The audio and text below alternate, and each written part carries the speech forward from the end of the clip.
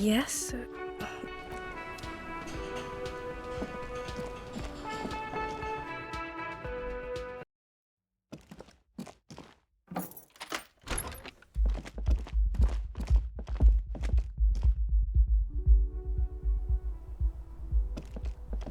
This window is pristine on the inside, unlike the one next to it.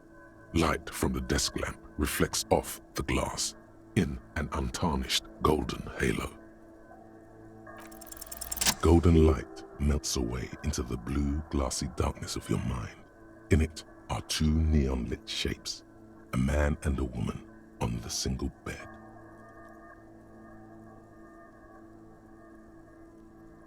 A two-hearted spider.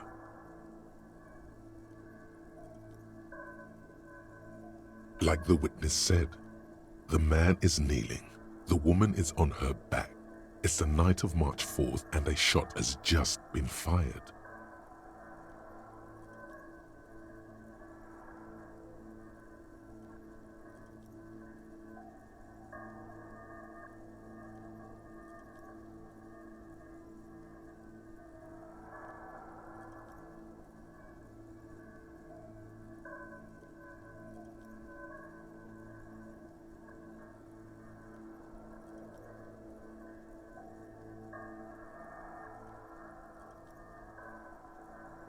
The man looks directly at the woman. The shot's possible directions converge in his mouth, a ray cast from somewhere outside, entering his brain.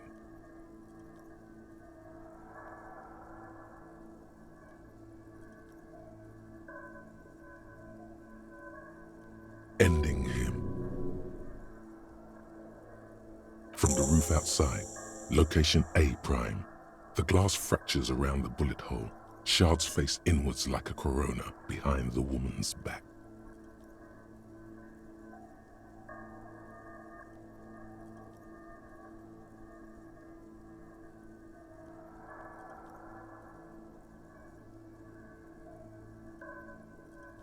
The man does not know the bullet has entered his brain. He never will. Death comes faster than the realization. The ray cast from the man's mouth unravels into a fan of possible directions, all on the roof at first. The shot could have come from any of them. This is composite location A prime, most likely of the origin points.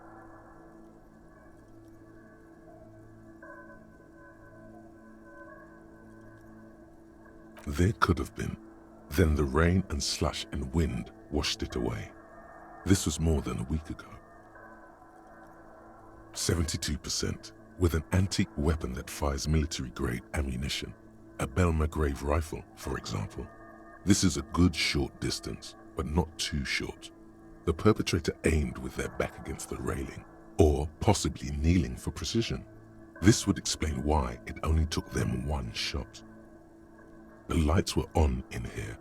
Outside it was dark. It was like shooting fish in an aquarium, a well-lit aquarium. The victim opened his mouth to let the bullet in. Neither of them would have seen anything outside in the darkness, too busy with their own bodies.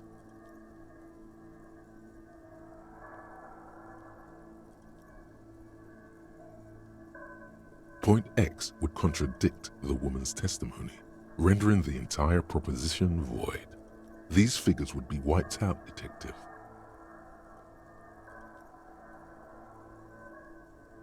None that you've found thus far, but that doesn't mean there aren't any. That's a 28%, yes. In this model, the shot could have come from a greater distance. Nothing excludes the possibility. Should we extrapolate to include every possible point of origin in Martinez? According to your map of the district, this shot could have come from a wide angle of locations, starting with the northern edge of the abandoned boardwalk, ending with an islet in the bay. Let's call them B prime. B prime for boardwalk, B double prime for Land's End, and B triple prime for the islet, detective. There may be smaller points in between, but those are too fine to zoom in on.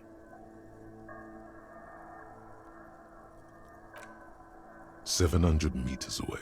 The likeliest of these B positions, 20% chance. A skilled sniper could have made the shot, provided he had a safe sniper's nest. Even with the light on inside, we're talking military training. At that distance, the perpetrator would have had to take wind direction into account. 1.2 kilometers away, the least likely of these positions, let's say 3%. A truly skilled sniper could have done it, possibly from a tent. No, too far-fetched. 1 kilometer away, a point beyond the docks, on an islet in the bay. The fort is ruined, but the perpetrator may have found a stable spot on the beaches surrounding it, where the concrete crumbles into the sea, as you saw in the coin-operated viewer. The shot would have been a small miracle, 5% likelihood. There is an extremely narrow field of view from the bay to the window, between Rue de Saint-Ghislain 10 and 33A. The angle would have been extreme, and access to the islets is questionable. From where, precisely? I see you have given this a lot of thought. Are those the locations you've singled out in addition to the roof? And what is the likelihood, in your opinion, that it came from a further distance?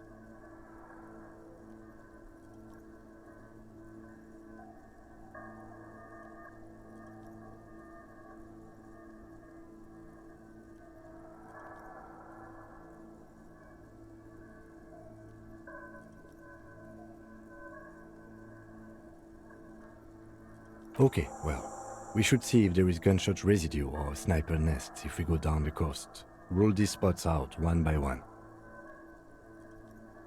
It would be the diligent thing to do. Until then, personally, I'm going with the roof version.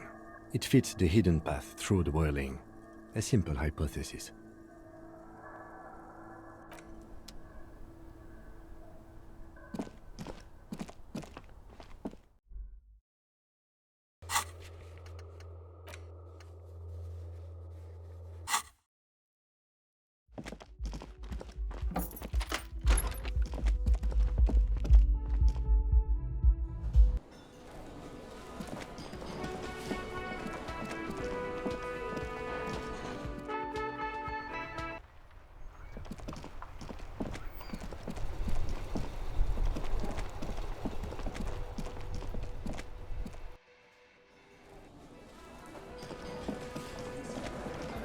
The Coppernado is back.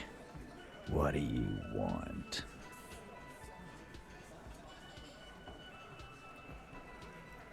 Yeah? What? Anything else you want?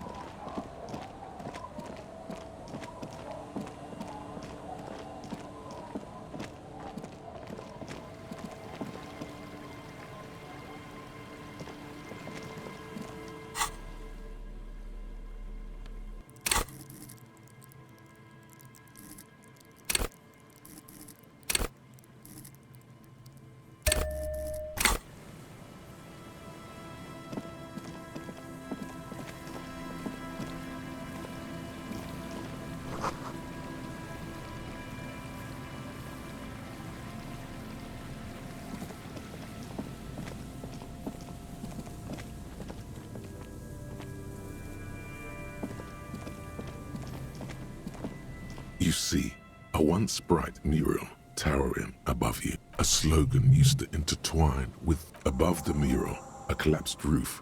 broken windows set in walls that are cracking and will soon also fall. And the felled electrical. How ironic. All these dark rooms. Felled Electrical, you only know them as a small company that makes ink cartridges. Looks like they used to be big. There's something in the wind. Sometimes the only way to go forward is to fail first. Indeed, somehow you knew it was here, an urban ruin gutted by looters that once used to consume money and dispense warmth and light. You felt it before when it rained in Martinez, and you felt the cold of the rain. In there? She could. Or she could be in the identical room over there, or in that boat shack, in that church tower maybe. Why single out this one building? Even though you're sure you succeeded, all is quiet. There is no cold hand brushing against your forehead, no rustle in the reeds. The wind has died down. The ruin in front of you is silent as a tomb.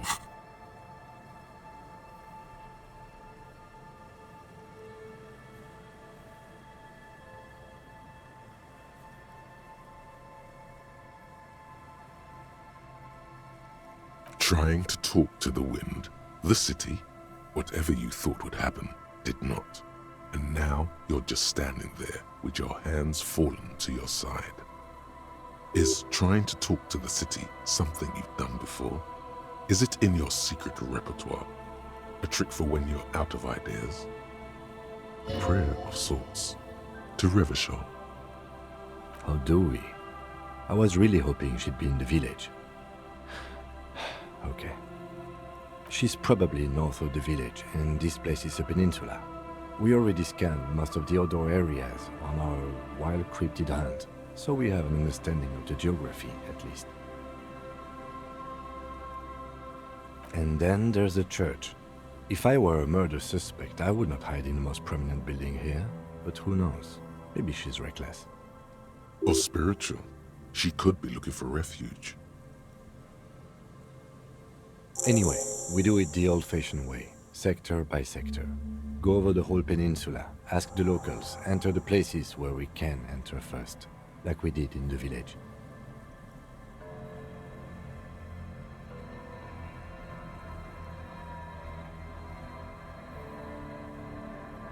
Then, if we're desperate, we can look where we can't enter. Bunkers, storm drainage, this place. I'm sure it won't come to that.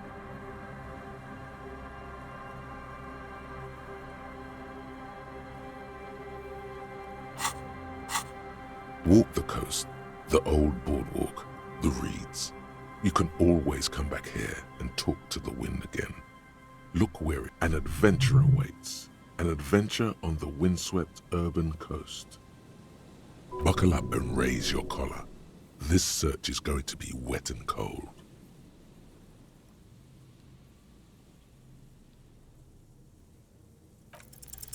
Suddenly, there's a sigh, carried on the molecules around you, moving, flowing from high pressure to low pressure, like that of a woman emptying her lungs. She wraps the collapsing stone box in front of you in her breath, flowing through it. In through the collapsed roof, flowing down a concrete staircase to the basement, sweeping away footprints in the dust on the stairs, and then the beach below the boardwalk, its winding tunnels, a whisper away. She's down there. Okay, why?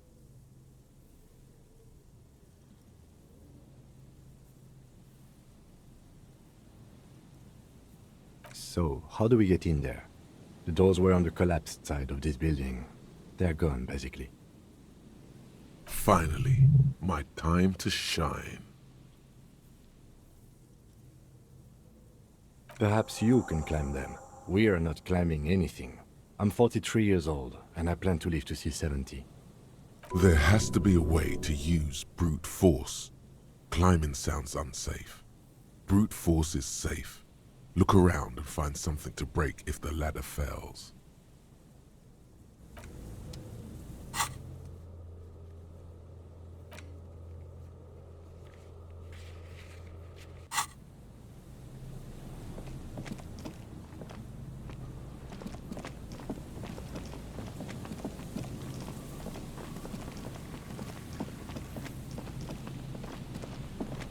An old pipe peeks out from beneath the rotten boards of the boardwalk. Could this be an alternative path into the felled building? A building like this must have multiple doors serving various functions, perhaps a basement access. Your eyes slowly begin to adjust to the darkness inside the drainage pipe. The lieutenant looks over your shoulder.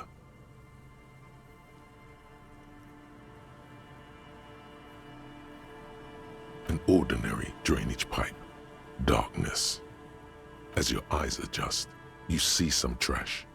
Crumpled up newspapers, cigarette butts.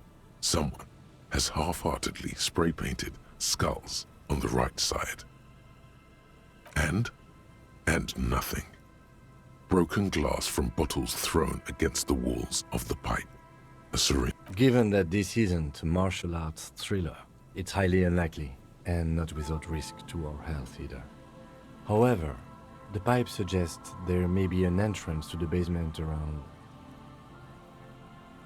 He means the pipe must be coming from somewhere in the building. And it's right here, a maintenance door. It's jammed shut. The subtle approach isn't going to work on this one. Oh yeah, big boy time. This needs you to put your back into it. The metal doors are heavy and the flaking rust hurts your palms. But together with the lieutenant, you manage to slide them open just enough to squeeze in. Good work. Shall we?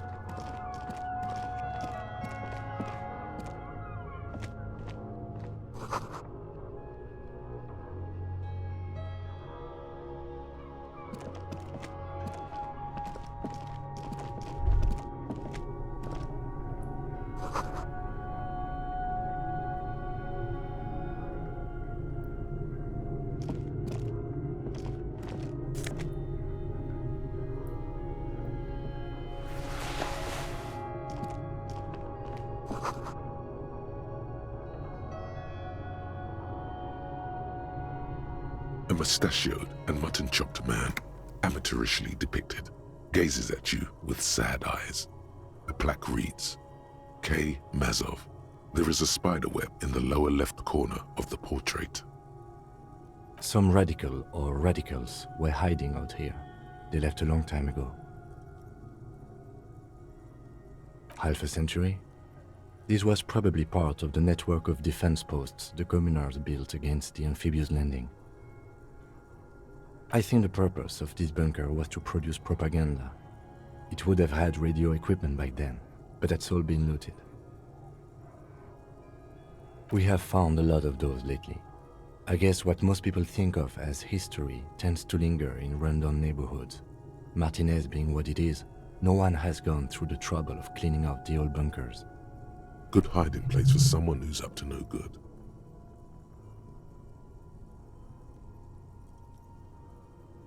I won't stand in your way, but only after we're through with this case. Millions of depictions of Mazov have been produced. They're not all connected. Besides, that looked like some student. The youths always go for this kind of stuff. You mean like Ruby? No, I think we've stumbled on a piece of history. Years' worth of dust is shaken off. The full head of hair, matched by an ample moustache and sideburns, look a bit silly. Someone crouches, heels digging into wet sand. Hands sweep across the sand, grains sticking to the frayed skin of the fingertips. An old man sits on a slab of concrete and taps his fingers against the glass of a scope. You shudder.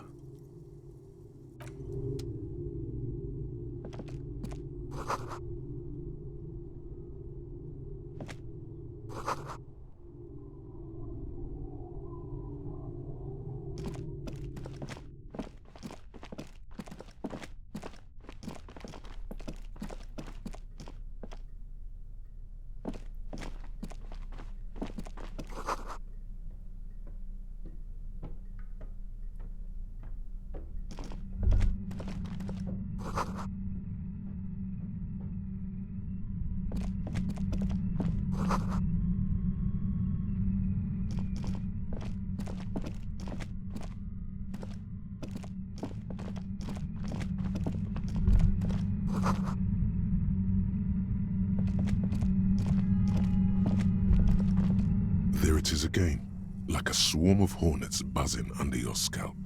A strange tingling you can almost... No, what do you mean?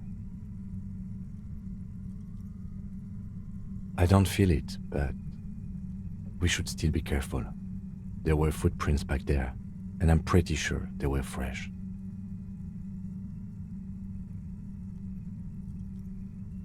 Looks like our suspect. If she's in here, we need to plan our next step carefully. Once we detain a credible suspect, who knows what the Union and the Wild Pines will do? We'll set in motion events we have no control over. You will upset the balance of power in Martinez. The deadlock between the company and the Union will destabilize. This part of town is a fine clockwork puzzle. Disturb its peace and it will start breaking down uncontrollably. Keep calm. Go over the whole situation in detail.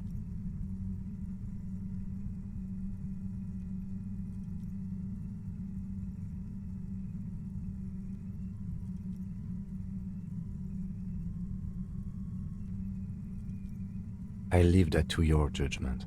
You already know what I think about cross-pollinating information like this. It's dangerous, but... He just can't be sure. Maybe it will yield something useful. I still don't think that was a good idea. But yes, our affairs with the Wild Pines are in order, since she isn't in Martinez anymore. Someone's been a very busy boy. Good on you. Okay, why not? Whatever goes down might also affect her. The Union is watching her closely now. Not closely enough, you suspect, but still, good idea to visit her once more. Well, we are not responsible for what we can't predict, are we? I don't think the entire city will be razed to the ground. If you can't predict it, there's nothing you could have done. I think I see a cavern. Maybe more cellars? I think we've been careful enough. We still have the element of surprise. I wouldn't be so sure. You haven't exactly been sneaking. Or maybe not. Either way, once we go deeper, there will be no turning back.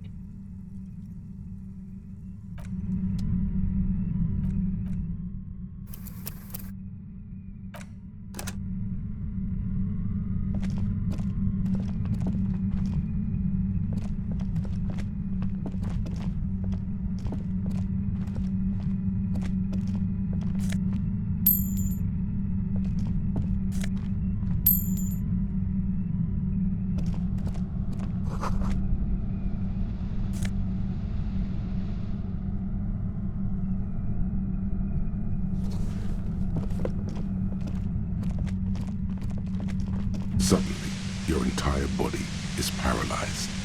Aggressive white noise fills your skull, a strange pain like you've never felt before. Through the static, you hear a woman's voice. It's like 1,000 radio stations are being blasted into your head all at once, but her words are the only ones you can make out. I know you're feeling pretty uncomfortable right now. Don't move too much or fight it. That'll just make it worse.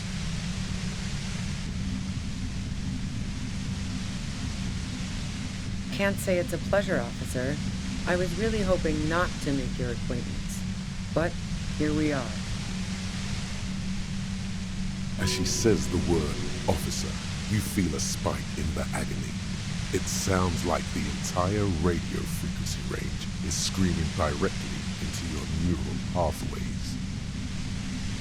That's an awful decision. Why would you not want to shield yourself from it? It's an entirely new type of experience, way worse than all the previous ones.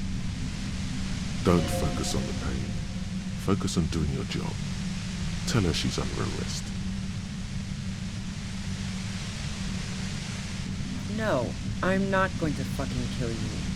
If that had been my plan, you'd be dead already. All things considered, I'm being pretty reasonable here. I'm using a pale latitude compressor. You and your partner have been caught in its field. I hate to interrupt the deafening pain you're in, but Joyce said it was possible to force dimensions by using radio waves. This must be one of the devices used to send radio signals across the pale. Wow, check out the big brains on you. You're not entirely wrong.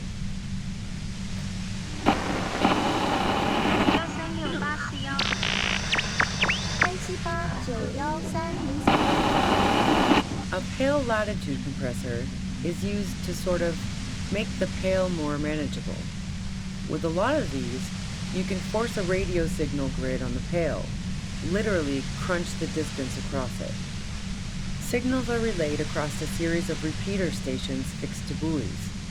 Not a fun job manning those stations. All alone out there in the pale, people lose their minds in just a few years. So, what we are experiencing is a concentration of radio waves. Precisely. This is an industrial strength paraboloid. It's meant for forcing dimensions on something that doesn't have them. Needless to say, the frequencies used are out of this world. At the upper limit is the large prime number generator station. It's used specifically for pale latitude compression. That's why you may be hearing some numbers. But you might also hear, or think you're hearing, local radio chatter. She likes telling you about the machine. Keep her talking. Look for an opportunity to break loose.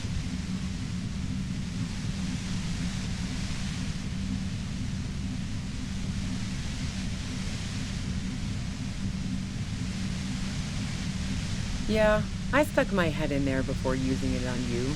It seemed like the ethical thing to do. Can't say that I enjoyed it. The field was weaker, but I can imagine what you're going through. I built it myself. And she's proud of it too, as she ought to be. This is way beyond your abilities. That's illegal. I'm guessing it's patented. But we are beyond that, aren't we? Oh yeah, way beyond. No, once I shut down the compressor, the pain will end. It may take a few minutes for you to steady yourself though. It's a bit like waking out of a very confusing dream. Yeah, let's not talk about that shit. You were hunting me and fell into my trap instead. That's all there is to say about it. So she thinks of you as hunters, not cops, and of herself merely as prey. If you've got something really important to say, you can do it through the white noise. Turn this. God damn it. Fine. If you really want to talk, I can dial it down. I've also got a gun, by the way.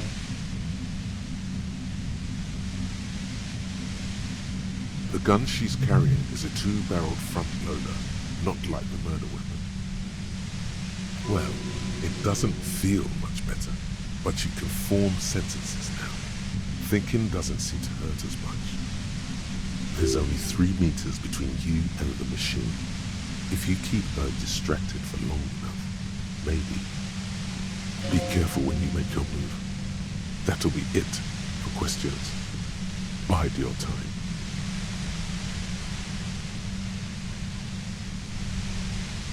I heard you in the passages, and I've been preparing for quite a while.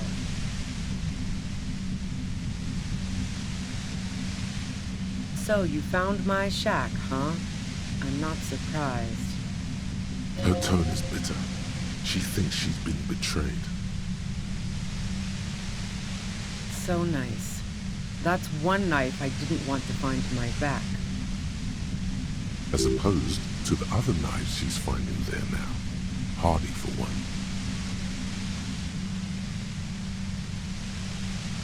I was, before I caught you in the pale latitude compressor.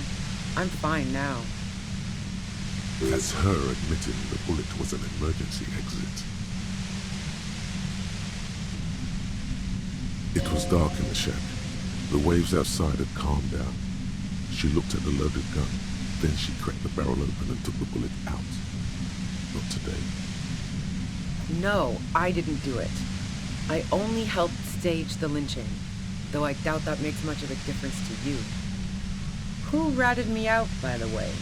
Was it Titus? No, he wouldn't have broken first.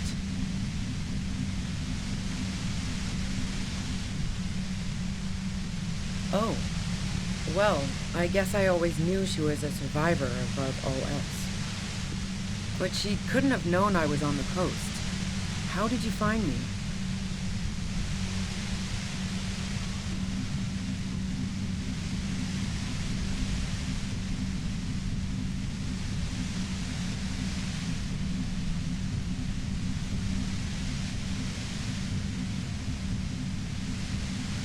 Titus and his boys, man. They told us you were on the coast. Well, fuck. Those guys liked me, I know it. If this is what happens to people whom people like... A dull despair is creeping into her voice. How the fuck do the rest of you get by?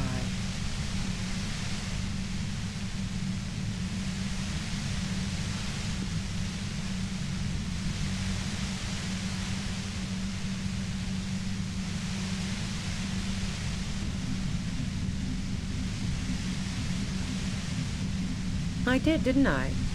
Now you've come for me. Fuck them all the same. That did make her forgive them. A little.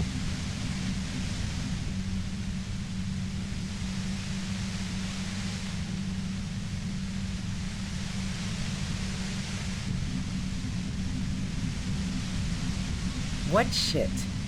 I told you I didn't do it. Sounds pretty simple to me.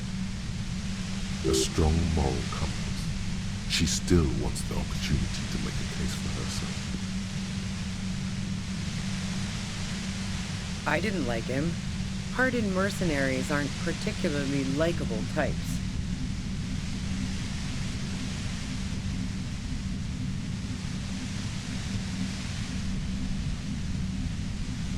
You think I was envious of his conquests?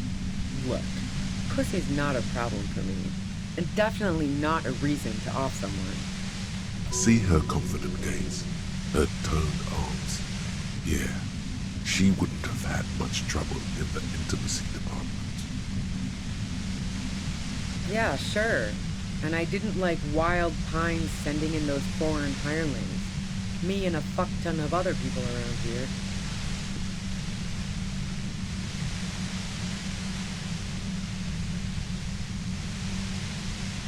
I hate to be the bearer of bad tidings, but I don't think she's perjuring herself. She didn't hate him, okay?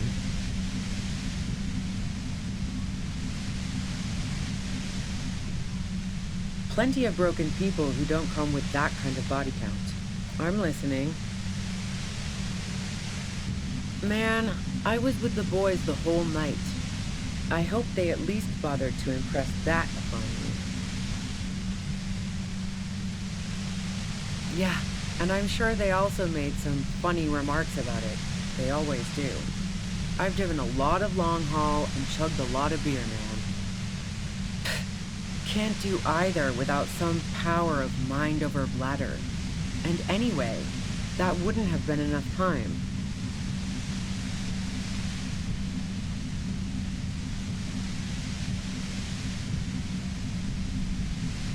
Look, fuck you, man.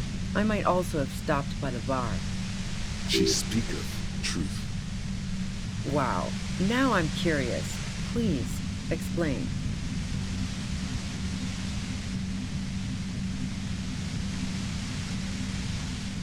No. Not since I was 14 and hanging out in the only diner in Dardun. Haven't been into low-risk, no-reward games since moving to the city. Somewhere on the outskirts of Forburg, a scrawny teenage girl stands by the side of the road, greeting passing vehicles with a calloused thumb turned upward. She... Why?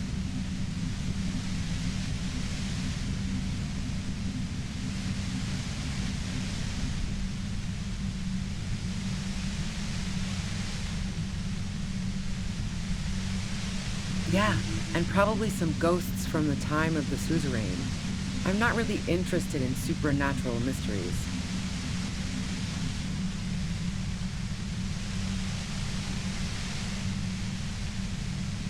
Not murder mysteries either, if that's what you're thinking. She looks you in the eye impassively, making it clear that she's not planning to comment on the matter any further. The fuck do elevators have to do with anything? Not particularly. I'm not really into old shit for old shit's sake. God damn it! So you know she's not an antiques enthusiast. Not my jurisdiction, man. But it also doesn't sound like she used that secret route at all. Don't know it, but also... Evaluating your competence as a police officer. The shot couldn't have come from the roof, or we would have all heard it downstairs. She has a point there. No one mentioned. That didn't go super well. You've got to lay something better on her.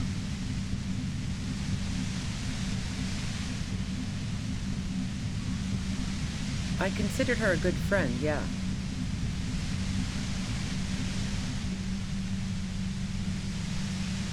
Oh, so that's where you were going with this.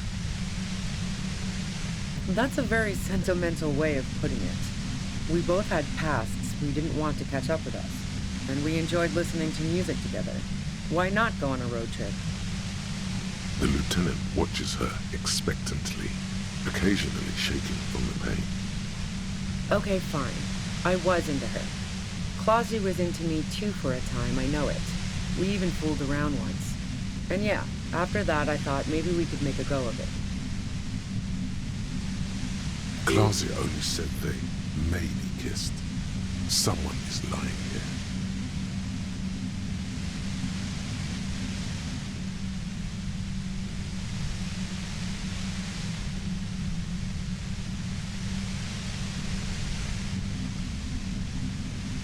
If that's what she wants on the record, so be it.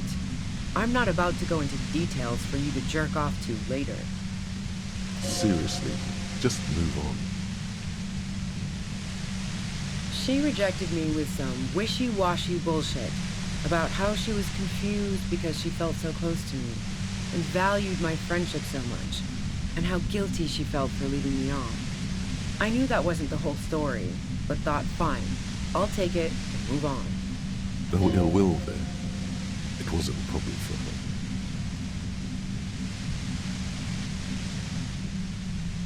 Yeah, one time when we'd both been drinking, I said some heated things about how dangerous her patterns with men were. I was a little worried she'd blow it out of proportion in her head. All the drugs she was doing can make you feel like you're living in a DeLorean tragedy. By the way, DeLorean tragedies are still held in high regard for innovation in language and motifs. They are also known for overwrought emotions leading to catastrophic outcomes. Wow. Pissing, pinball, and now peeping. I'm just not following your insinuations, Detective. Look, I'm not aware of any hole in Claudia's wall. And if I had been, I would have told her to get it sealed. That's what friends do. Nope. Look, she has an effect on people. That je ne sais quoi that makes it impossible not to look at her when she walks into the room, and very difficult to look away.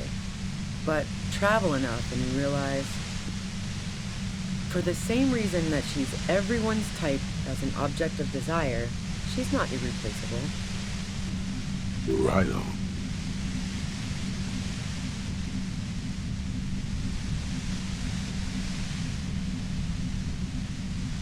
Yeah, the girl seemed terrified. The merc was beyond caring what happened to his mortal coil. It was a no-brainer. Go ahead. It's your body. And mine too, he thinks. But keep on. This must be done.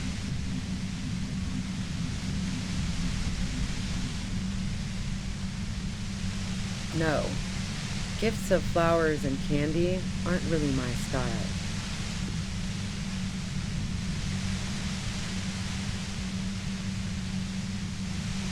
So now I'm leaving revolutionary symbols around? Come on. I never did understand why, when someone dies, a hothouse's worth of flowers. No, I did not.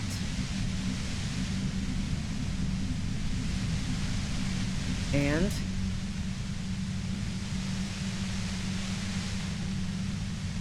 Sure don't. The breach loader? No. This is such a wipeout.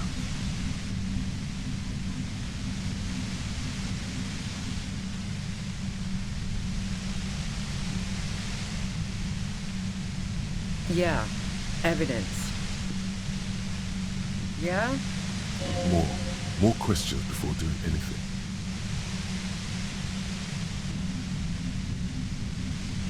How should I know? As I keep saying, he already had a bullet in his head when I got to him, and there hasn't been any useful gossip over the radio. Those rings around her eyes, her tired voice. She's been staying up late, listening in on the conversations crisscrossing Martinez. Police radio? You've been following the case? Who hasn't?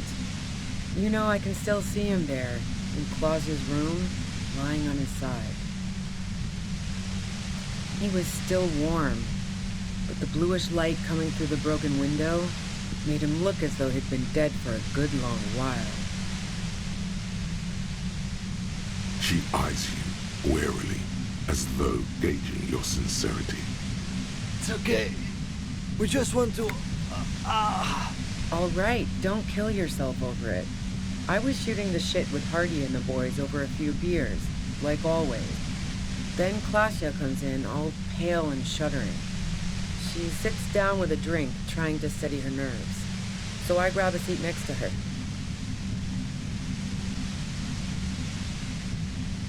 Oh yeah, super. But I didn't think too much of it at first. I'd seen her party hard before. This woman has seen people OD. Glacia wasn't quite there yet. So why worry? She asked me to come upstairs. The merc she'd been going with was lying on the bedroom floor, dead. I knew she couldn't get the authorities involved, so yeah. You made it look like he'd been hanged.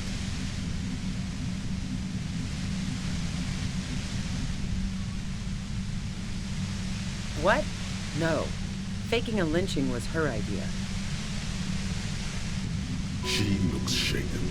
She wasn't surprised to be ratted out, but Yeah, in cold blood. It really surprised me how quickly she was able to get a hold of herself once we got up there. It was like she was another person. The party girl was gone.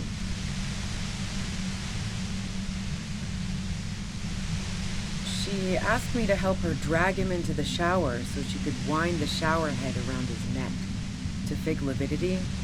Then she dressed him while I went to get the Hardy Boys. She lied to you about that, too.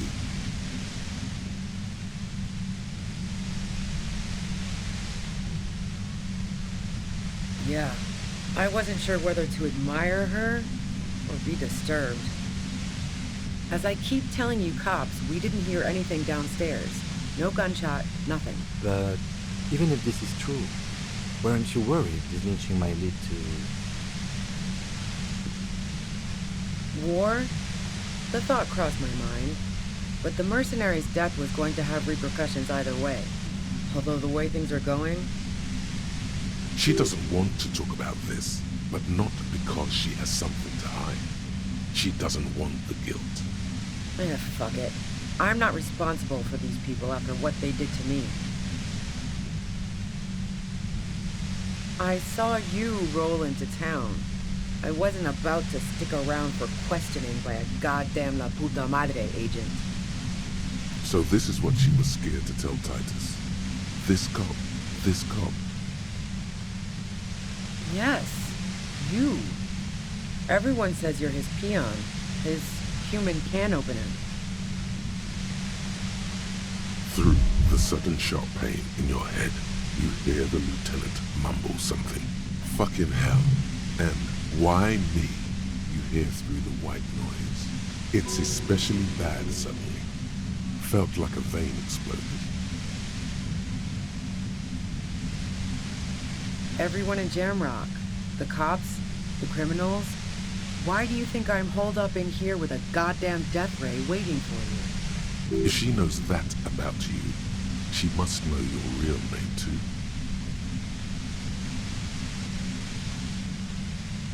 Harry Dubois.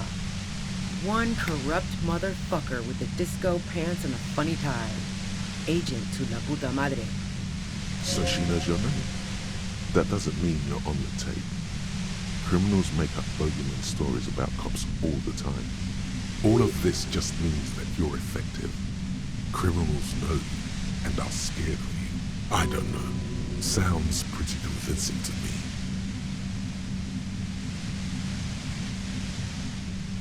Right. Sure. You don't know.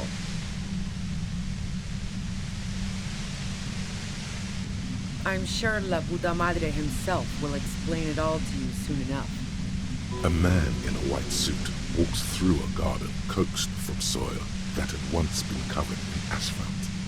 A city block closed off from the rest of the city by dark buildings. Rows and rows of poppies, most of which have lost their pink bloom, flank his steps. The man looks around, then up at the sky, sighs. Taking out a knife, he crouches at the end of one flower bed. He scores a seapod, very gently. Milky... You know what I did. I fucked him over. And now I have Harry Can Opener in my lair. Fucking She's not going to change her mind that easily. She still perceives you as a threat. Wait, one thing. Possibly small, but she said you rolled into town.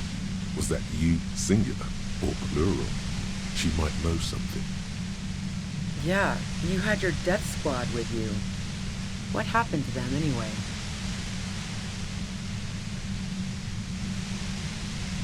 Well, it wasn't this scrawny dude. You had two guys and a lady. The guys looked pretty buff. Lady wasn't bad either. One of the guys seemed chipper, a blonde. The other had a brooding something or other about him. And the woman was the only one in uniform. All were carrying. That sound about right? No idea who these people are.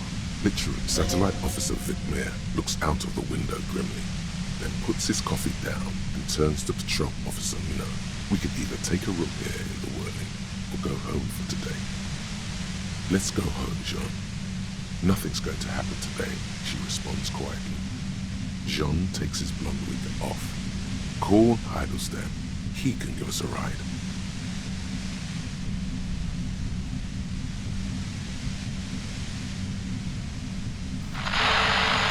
Friction, lock, set. Fantastic. I've got to get on the road. Then you can go find your friends.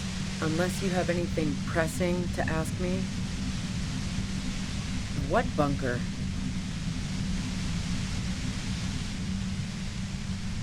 Don't know anything about it. No one's been around since I set up camp. But I'm sure I'm not the first vagabond to...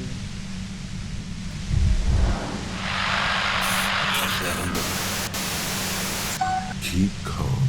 Breathe in. After the pain recedes, it's a little clearer.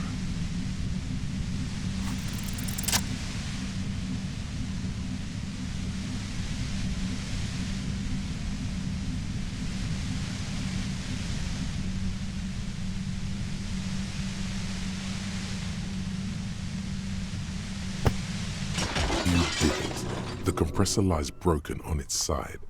It's quiet in your head again. It still hurts like hell, but... All good, officer. Be careful. She looks at the machine, assessing the damage. Oh, fuck it.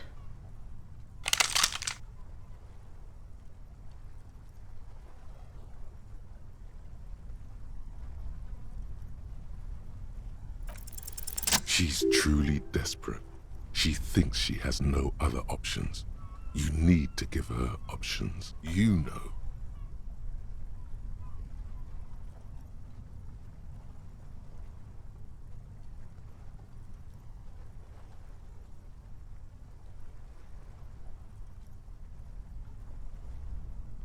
This is how you talk her out of it.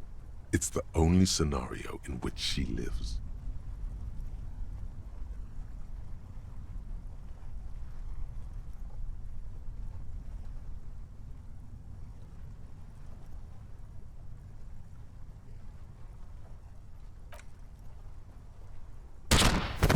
She pulls the trigger before you finish your sentence.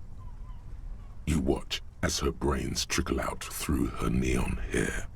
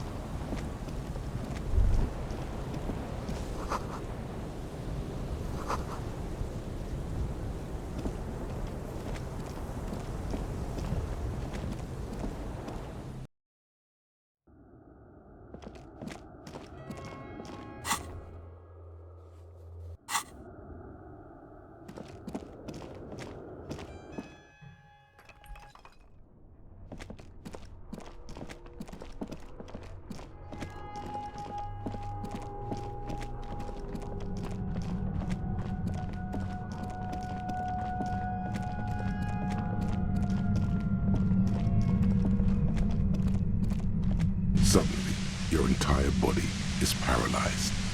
Aggressive white noise. It's like 1,000 radios. I know your feel can't say it's a... As she says the word, of nobody. That's not good. Don't focus on the pain. Focus on doing your job. Tell her she's under arrest.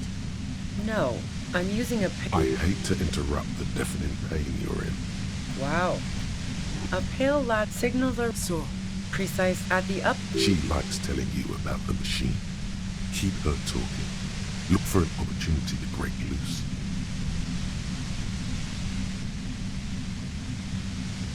I built it myself.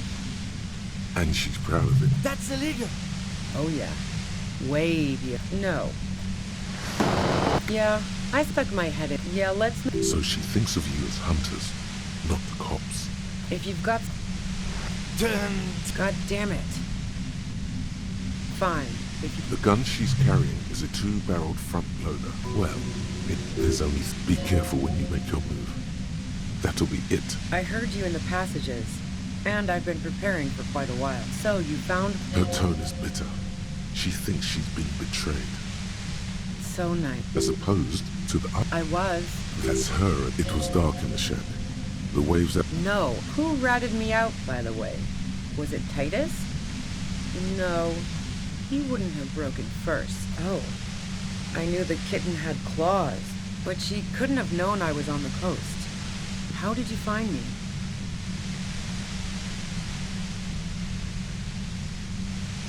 My boys?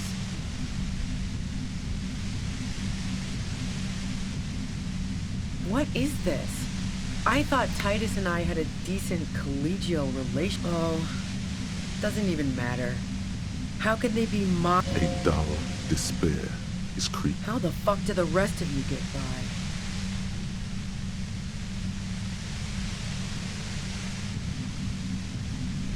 I did, didn't I? That did make her forget. Like what? I already told you I didn't... A strong moral compass. She still wants the opportunity to make a case for herself. I didn't like him. Hardened mercenaries aren't particularly likable types.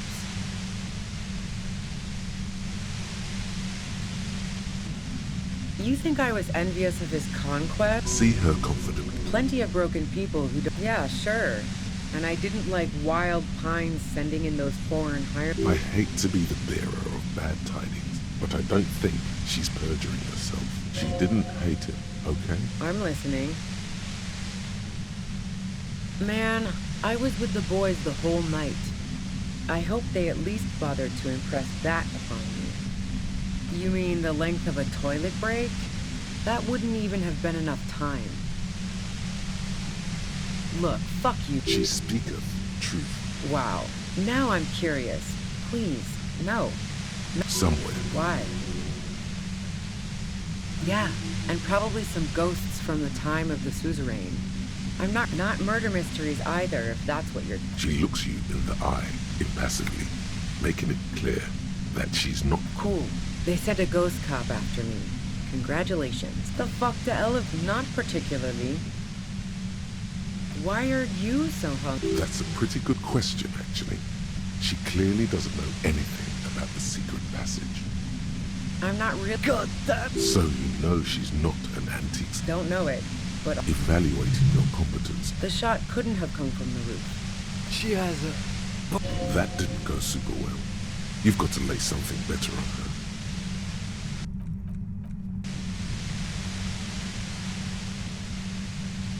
And...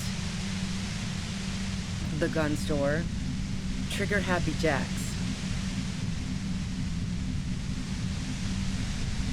What did you think? That I'm going to squeal on my gun supplier? Sorry, I'm not that kind of gal. Sure don't. a breech loader? No. This is such a wipeout.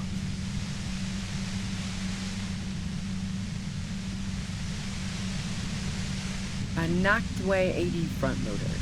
2-barreled. That isn't it. Never really got into weapons trafficking. Especially not old weapons. They break too often, and you don't want unhappy customers. Yeah, evidence. I considered her a good friend. What the hell, man? Yeah, why not? I've gotten worse. Her hand slipped from the dial of the compressor for a moment. almost turning it down. Then she put her hand back. Not yet. Not yet. Wow. Pissing, pinball, and now peeping. If I want to stare at a pretty girl, I can pick one up at a bar. Or, worst case scenario, look at a naughty photo. Nope. Look. She had for the same reason that she's everyone's Right on. Oh, so that's where you... That's a very sentimental... The lieutenant, Okay, fine. Clausia only said they maybe kissed. If that's what she wants on the record, so... Seriously, just move on. Really? Is that blood on the ground before you? Are your ears? Yeah, really?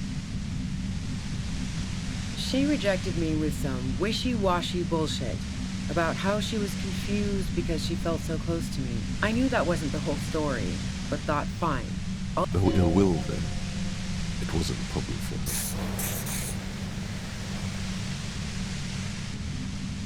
me. Yeah, one time when we'd both been drinking, I was a little worried she'd blow it out of proportion in her head. All the drugs she was doing can make you feel like you're living in a DeLorean tragedy. By the way, DeLorean tragedies are still held in high regard for innovation in language Yeah, the girl seemed terrified. Go ahead. and mind too, he thinks. But keep on. This must be done. Who doesn't? Oh, you probably mean Clausia's rooftop. Sure, I've hung out there. She's got this great antenna. The view's pretty bomb, too. But you might say the antenna was the main attraction there, yeah. Along with Clausia. Yes, I'm sure. And anyway, as I said before, the shot had to have come... No. Gifts of flowers and candy aren't really my stuff. I never did understand why, when someone dies, a hothouse's worth of flowers has to die too. No, I did not. Yeah? More questions before doing anything. How should I know? As I keep saying, Those rings. Police radio? who hasn't? He was still warm. But the... She eyes you warily. It's okay. All right. She sits down with a drink, trying to steady her nerves. So I grab a seat next to her. No, I really didn't. She's not that easy to read. I just assumed she asked me to come upstairs. The merc she'd been going with was lying on the bedroom floor. You made it look like he'd been hanged.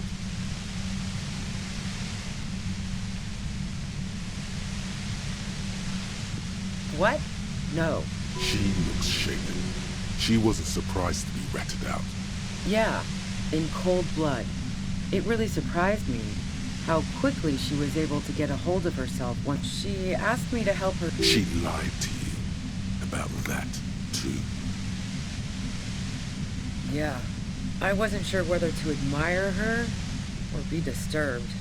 As I keep telling you cops, But even if this is true, weren't you worried Disney might leave? war? The thought... She doesn't want to talk about this, but not because she has something to hide. Fuck it. I'm not responsible for these people after what I saw you... So this is what she was scared Yes. through the sudden fucking hell. And why me? You hear? It's especially bad suddenly. Everyone in jail... If she knows that about you, she must know your real name too. Right. Sure. You don't know. Yeah, sure. She doesn't believe. I'm sure La Puta Madre himself will A man in Rose had taken out a knife. He crouches at the end of one. You know what I did. I fucked him over. And now I have Harry... She's not going to change her mind. Wait, one thing. Possibly small. Yeah, you had your death squad with you. Well, it wasn't this scrawny dude. You had 2 guys and a lady. The guys looked pretty buff. Lady wasn't bad either. One of the guys seemed chipper, a blonde. The other had a brooding... That sound about right?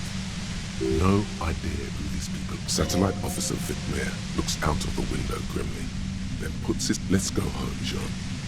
Nothing's going to happen today, she responds quietly.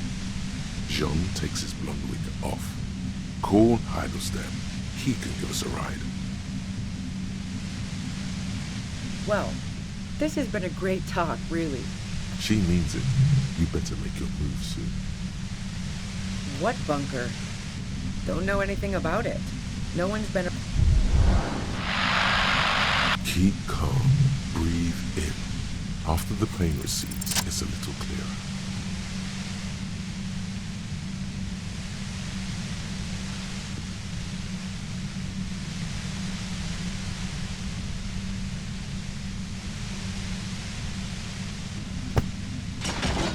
You did it. The compressor lies broken on its side. It's quiet in your head again. It still hurts like hell, but... She looks at the machine, assessing... Oh, fuck it.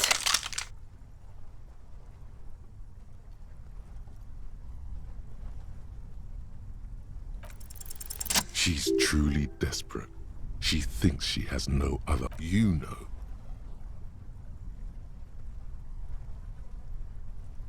This is how you talk her out of it.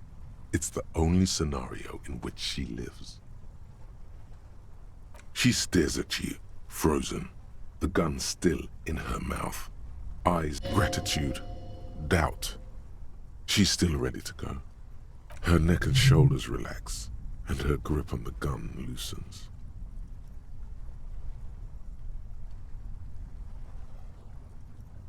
Day of miracles. I'll take it.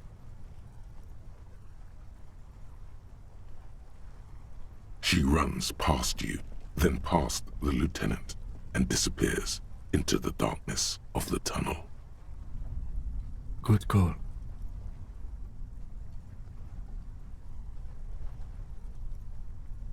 I would have done the same, had I not been incapacitated. Her tent. We should check it out.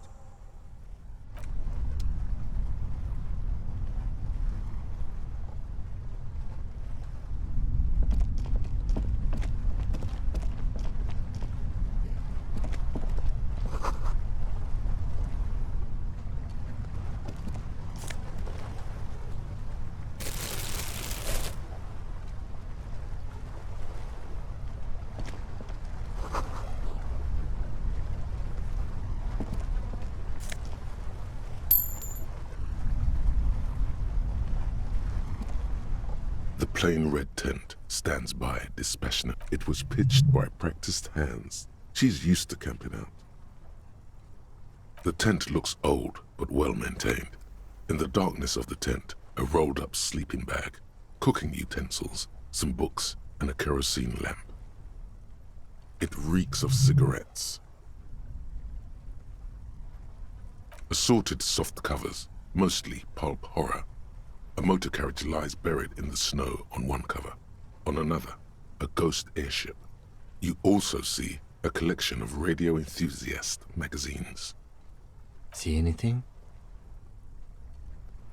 Rager Monthly, Journal of Material Science. More Technological Digest. One of the magazines doesn't have images on the cover. It's not a... You pocket the worn brown leather journal.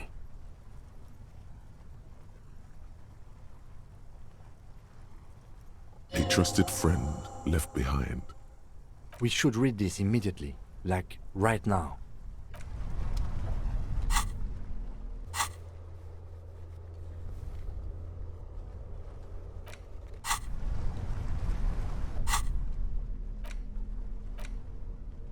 A thick journal. The cover is worn like someone used to carry it around in their back pocket. It's made of full-grain leather. The lower left corner of the back cover sports an embossed brand name. Schneller. Schneller is a stationery brand from Gottwald, beloved among architects and engineers. She's got good taste and must have taken whatever she recorded here seriously. The journal falls open.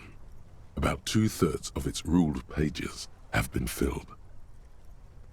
The large cursive of someone who writes quickly and confidently. Perhaps too confidently. Many phrases and even paragraphs have been crossed out, with tiny corrections scrawled above and in the margins. It's a mix of logistical notes, diagrams, and personal reflections, all dated. It's good she left in a hurry. We could learn a lot from this. Hard to tell exactly. It's mostly noted down in code. Looks like contact information, quantities, directions. There could be useful information about local operations in those notes. We have a junior sergeant at my station who's good with codes. I can give this to her after we finish this. Esoteric radio technology. The most recent ones probably pertain to the latitude compressor, sketches, calculations of distance and density. You make out a familiar spiral shape. Short, wry observations of people and places, probably a way to pass the time on the road. Also, what appears to be attempts to sort through some difficult decisions. There are a few passages with many questions in them.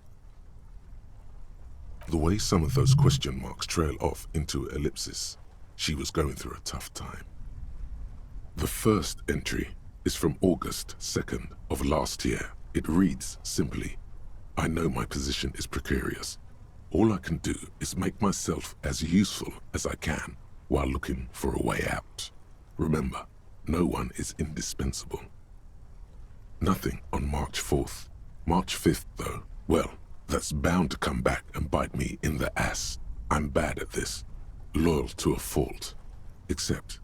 But that's another matter entirely. She is referring to betraying her previous employer. Does this suggest she did it in self-defense? That name isn't mentioned as far as you can tell. Small wonder. Would you talk about La Puta Madre in your journal? You do see an M, though. La Puta Madre. M is mentioned on March 9th and March 15th. Great. M's peon is coming to town, no doubt to investigate the lynching, but also, I feel it in my gut to finally put a bullet in my head while I'm napping in my lorry or on a smoke break. Well, I won't stick around just to twist my own neck by constantly looking over my shoulder. Then again, isn't that what I've been doing ever since I got the call? The call? Did M call her personally? Why, were you supposed to find her, even apart from the investigation then? On M's request? No, you wouldn't do something like this. You didn't follow through. You should have shot her in the head. The thought steadies your nerves. The journal stops shaking in your hand. Been holed up here for 3 days now. I'm used to being alone and all, but I don't know when I'll be able to leave, or if I'll be ratted out. They will rat me out, of course. I've made it a point to believe in the best in people, the boys, for example. But did M feel truly betrayed by me? I was feeling threatened. He'd have to know if he threatened people, they'd take measures to protect themselves. Even I know that. Economic measures first of all. Gotta make a living, right? I can still hear his voice in the receiver. The entry ends abruptly. That must have been one hell of a conversation. The most recent entry is from today. It reads, even when I leave here, if I leave here alive, what's my next move? Staging a lynching is a crime, even if I'm not accused of murder on top of that. Forever on the run. Not really my idea of the open road. Man, It looks like she might have been framed. that would be a first, or a fourth. But who's counting, he thinks. Very rarely does anyone actually get framed.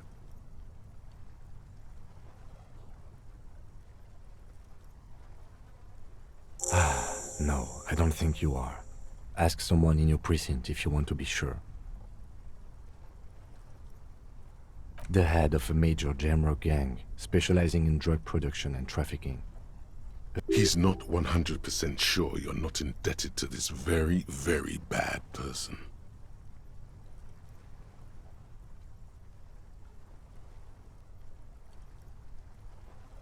I wouldn't go so far as to say that. We have other reasons to arrest her. Besides, I'm not sure her life as a fugitive is going to be much better than Weda's, especially if she has problems with the Madre. Classy was the one who pointed the finger at Ruby. Perhaps she was trying to steer us away from herself, or...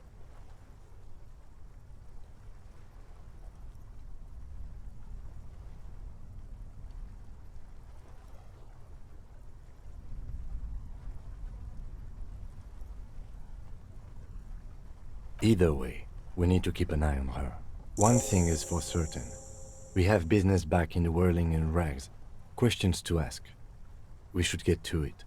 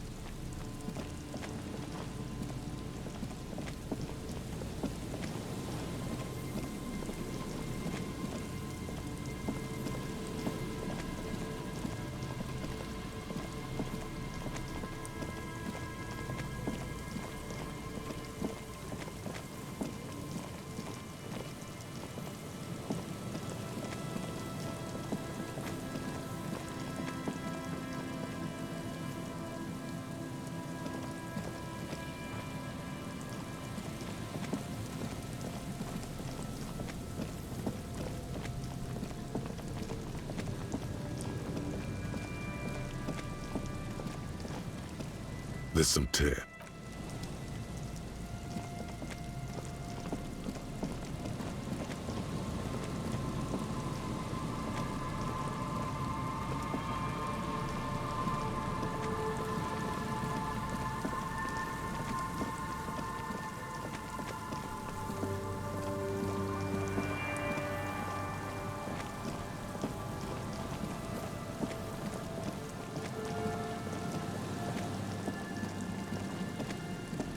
Heavy wooden doors.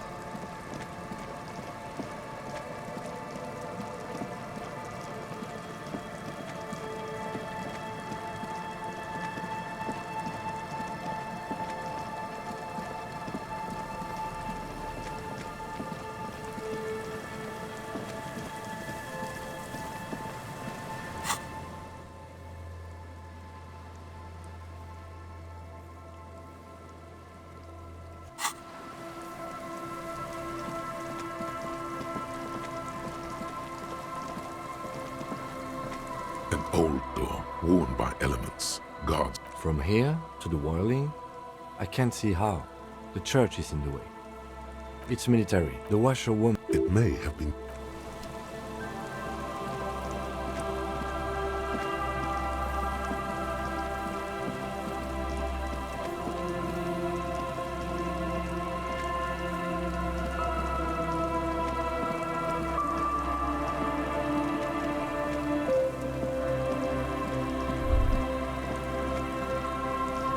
Is there something here that would indicate a sniper used this place as a nest for taking the shot?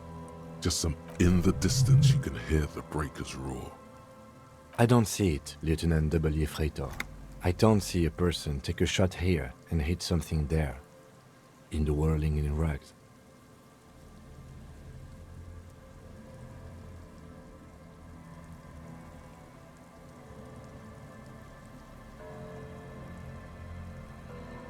To warm his hands before pulling the trigger? Perhaps, but anyone could have made this. The coast is... Truthfully, this seems like a very poor choice to take a 1.2 kilometer rifle shot from. Visibility is awful. There's water vapor. It's not possible to climb that ladder. And even if it were, why? There's no platform up there to aim from. It does look extremely rickety, and wouldn't help much either. Those? A smoking assailant who favors Tumutiri to Astra or Joan? Cigarette butts are everywhere. This is a common brand for all men. Tumutiri was a Revacholian colony on Ilmaran. The Suzerainty's population was mostly Ilmaran Areopagites, up to 97%. The region was known for its tobacco export, hence the "oh you do." The butts you saw had a silhouette of a boy wearing a coffee hat, a tobacco picker. This boy is the Tumutiri brand logo. Contemporary Revacholians prefer Juan, a local blend from the southern islands, or Astra, a legendary cigarette from Grad. Tumutiri is favored by older men who like its old-fashioned paper filter tips, insane amount of tar, and the sweet smells of colonialism and halva. There, 1.2 kilometers over the wave-crossed bay, through heavy, dark, it's glowing in the dark night. The lights are on.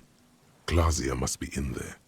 Looks like she kept her promise not to go out at night anymore.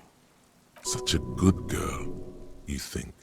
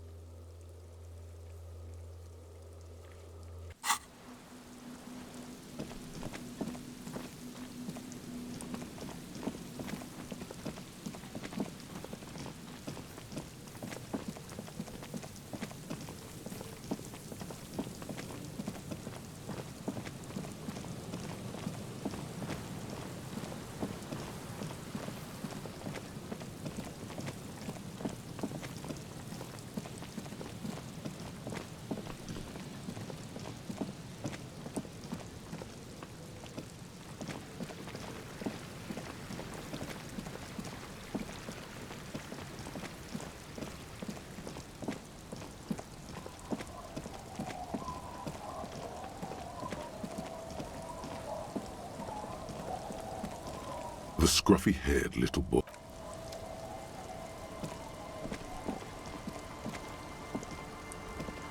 Awakana the policeman.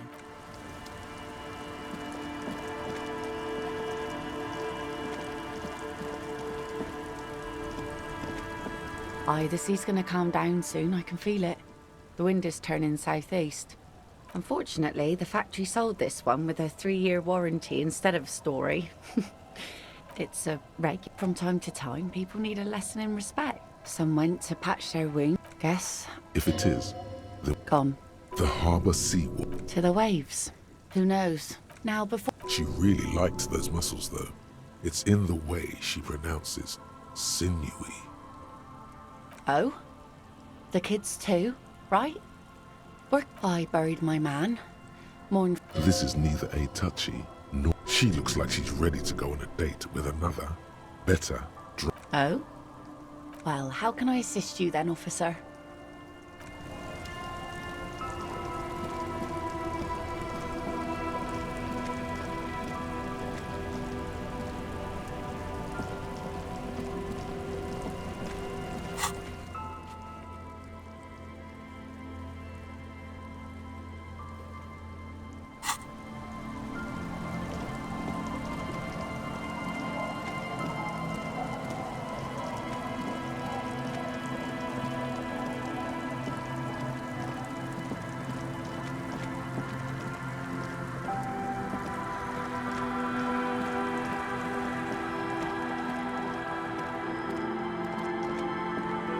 Tequila Sunset.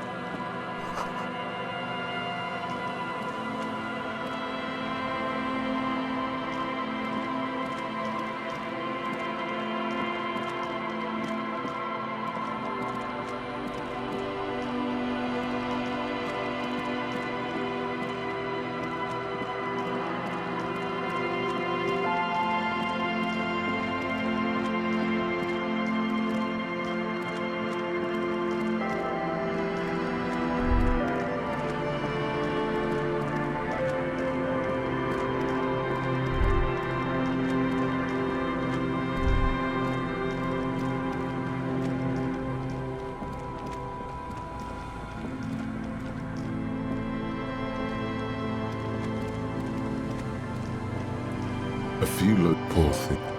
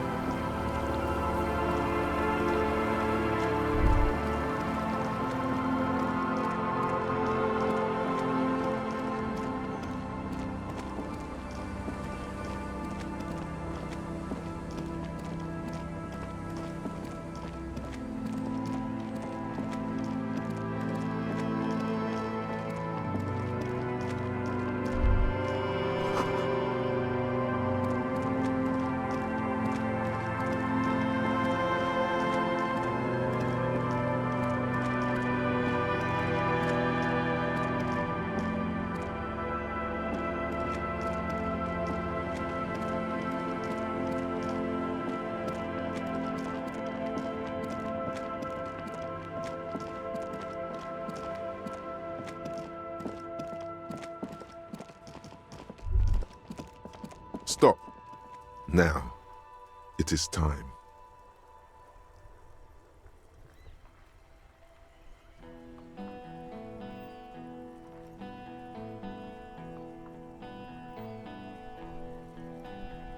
Yes, and it's not going to be fun.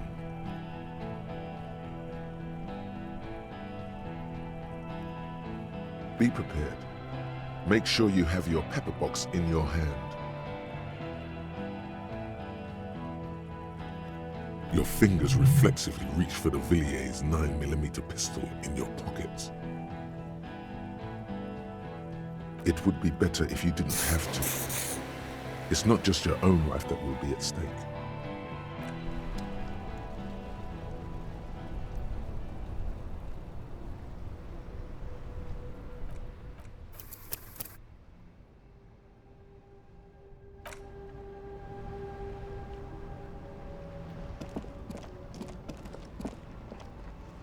Inside, you see a set of steering levers, a radio microphone. This is Precinct 57. How may... Just a moment. 10-4, come in, officer. Over. 10-4, sir. Well, there's been some talk, sir.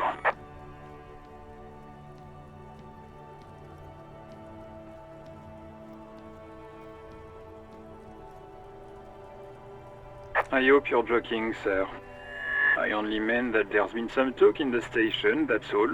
But then again, some of us truly are on the take. It's unfortunate. Over. Roger that.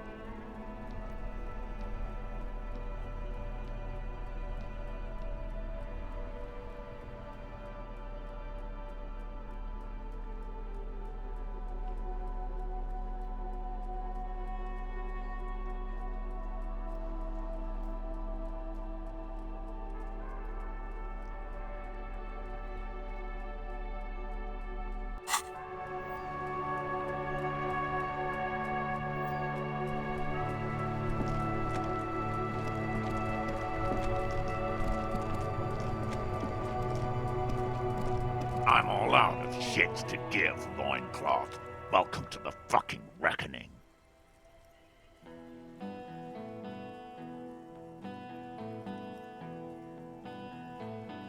Put your damn gun down. People are gonna get hurt. Shut up! You're not gonna talk yourself out of this, loin. This is the mercenary at the gates. His chest rises and falls under the ceramic breastplate. His fingers reach for the butt of his sidearm. There's something very wrong with him. Shh. This is a misunderstanding. Nothing irreversible has happened yet. You can just return to your unit and forget all about this. The Kypt is merciful, willing to spare us if we just forget about our murdered and humiliated commander. I think we should just kill everyone, Corty.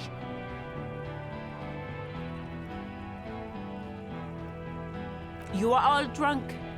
Come to your senses. You won't gun down 7 people in the middle of the street. This isn't a frontier town or a jungle outpost. Easy, Lizzie. Let me handle it. I know guys like this. He is facing overwhelmingly superior firepower. Peaceful.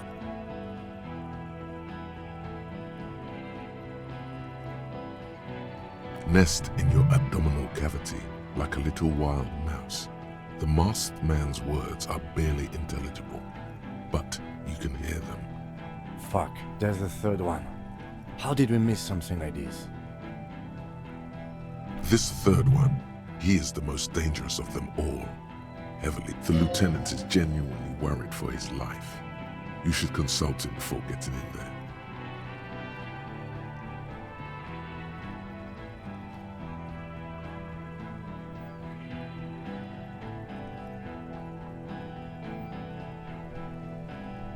My plan is not to get killed, but we have to intervene.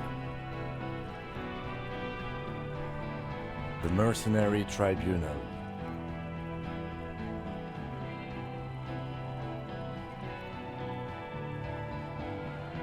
If this turns into a firefight, we should take him out first. A sound strategy. He's the leader.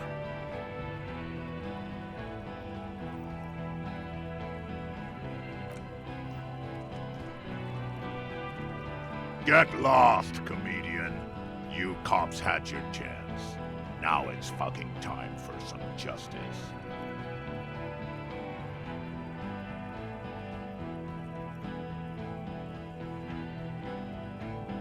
Pig fuck!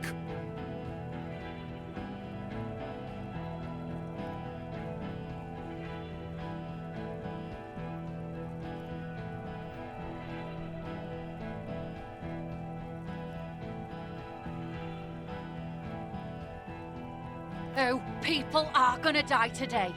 We're not leaving it like this. These tribals hung him up for everyone to see. No one is going to kill anyone. Let's just put the guns down and talk like civilized human beings. She doesn't seem to understand the severity of the situation. With a wordless gurgle, the killer loads his long rifle. The leader gives a small nod to the helmeted man. You feel your fists contract as you stand there between these men, all carrying real weapons. No, it's okay. Soften him up and trust the others to attack if it comes to that. Make him talk. Present an argument. I'm barely keeping you together here. This is it. If you talk to him, he will rattle you, not the other way around. Peace. Always peace. It has worked thus far. Start with the first idea you have.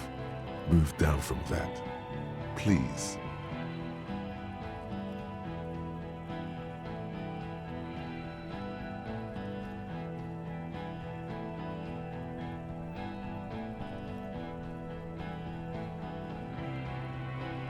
Rude. Rude is the killer. Rude, the killer, Owen Cloven. He doesn't talk much.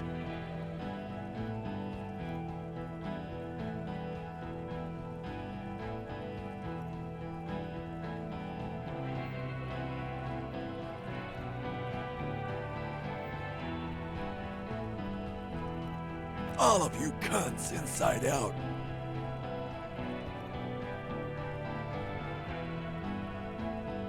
This talking shit. Well, easy. Easy now.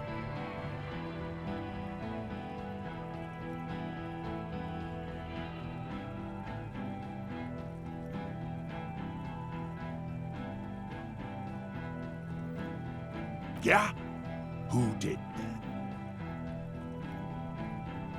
You should implicate yourself. Throw yourself onto the embrasure. Chest first.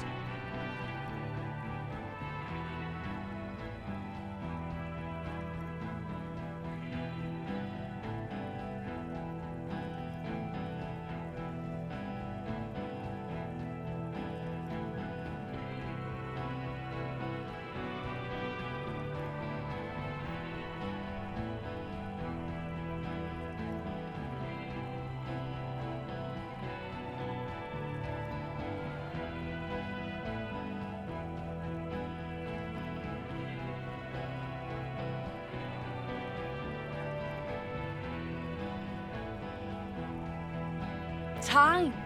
You had time to fuck around on the coast, chasing some dumb drug trader. I saw you. Time is up, Loincloth. Give me a name. Now! How fucking convenient. His fingers are twitching. That's a draw reflex. He's about to draw.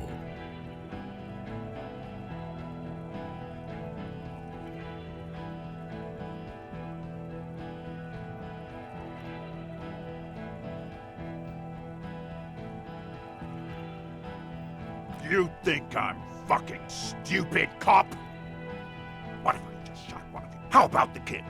Tell me, it's a magic fucking sniper one more time. Listen, please. This cop and this drumhead court marshal won't decide who... He's gonna do it. He's gonna shoot her.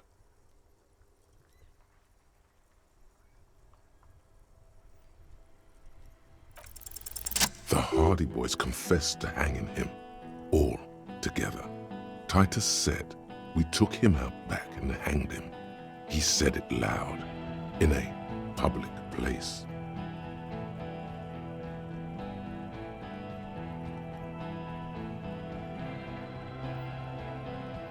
You're lying. DePaul heard it. A Kiel Model 40 revolver, 8 rounds in the barrel. The gun slowly sways in his hand. You heard wrong.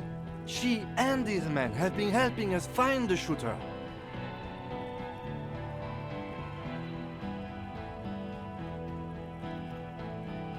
Fucking liars.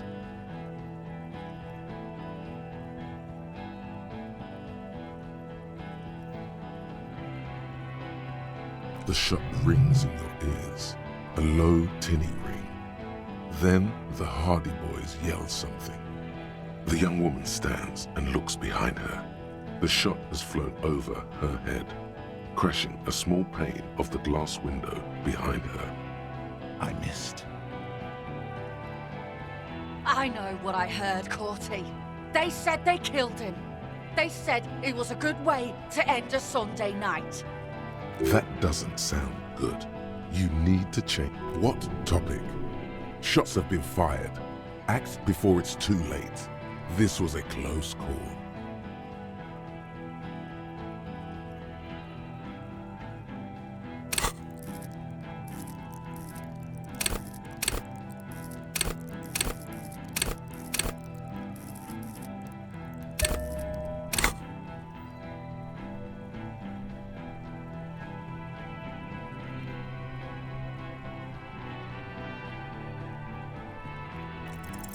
All right, here we go. This is an illegal tribunal. Cranor would never sanction this. Who's the commanding officer? Take your pick. I have some trivia, too. Get him? You only have time for one argument. Choose wisely.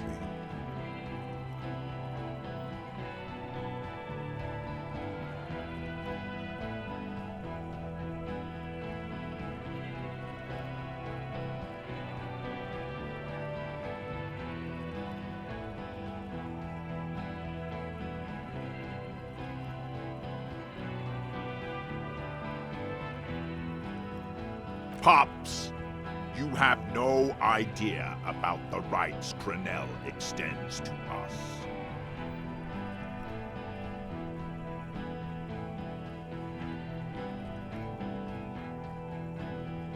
If I fuck and kill you, hang you to that streetlight by your shit pipes, then that's called a necessary display of force. No one's going to give a shit about dead loincloths. That's reality. Okay, it's not much, but he's thinking about something else, and his hand is off the gun. This now fire. Fuck them up. Do it. The muscles on your back tense up. Dangerous. Ask about him first. You don't want personal facts about his dead friend coming out of your mouth. He has to start it.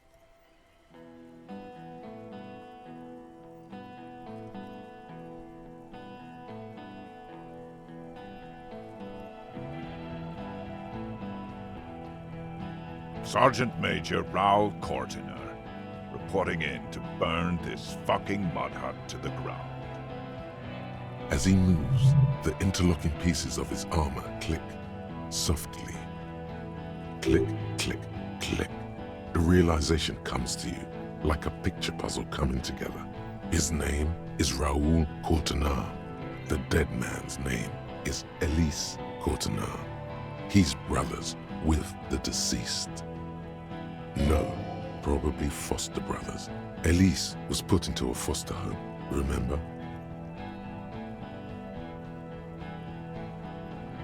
For killing, maiming, and humiliating our commanding officer, you're all sentenced to death by lead.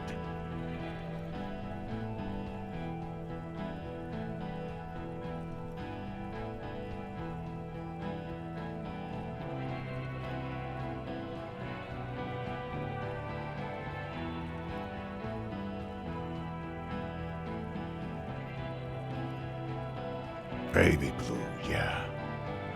Like someone fucked up and put a baby's eyes on a grown man. It was creepy, but bitches like that shit, I guess. Or, I don't know what bitches like. I just know how to mow down cloths.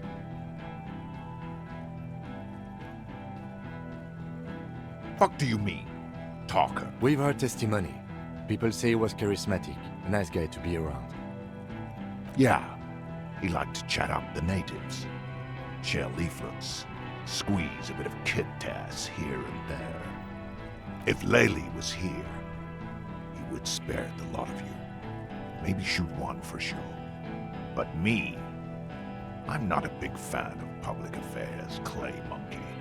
I'll gun every one of you down for what you did. Ready to open fire, Major. This one isn't used to being suited this long. She's uncomfortable. We'll open fire just to hurry things along.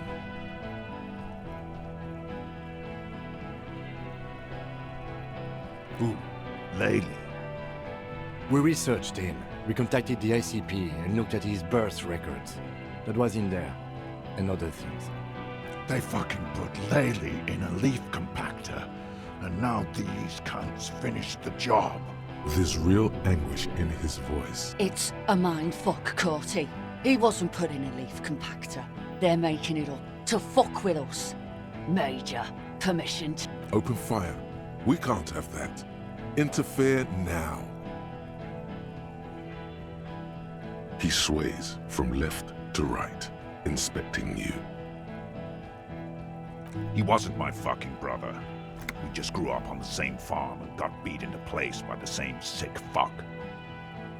Beaten by a foster parent or someone on the farm?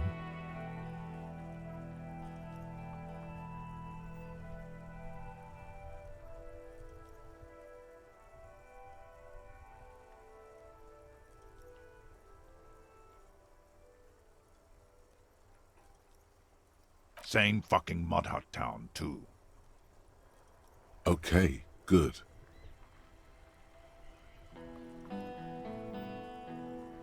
Find his killer. Cop. His killer stands right there, shitting his pants, and you're standing in the way, protecting him. I know what this tactic is, Silo Sam.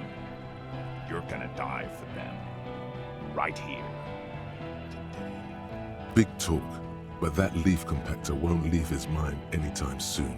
It's a small thing, but it got him off center.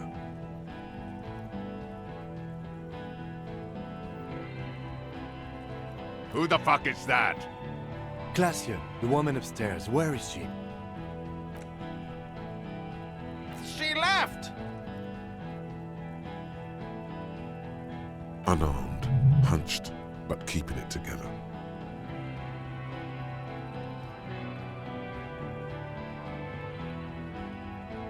She left! Her room's cleaned out! Right before these assholes showed up! We should have arrested her. You can feel how upset he is with himself. Just for a second. Then the fear takes over and he's back in the moment. Hey, Bushman! Your little cunt isn't gonna help you out of this one! She's gone. Forget about it now. Concentrate on this.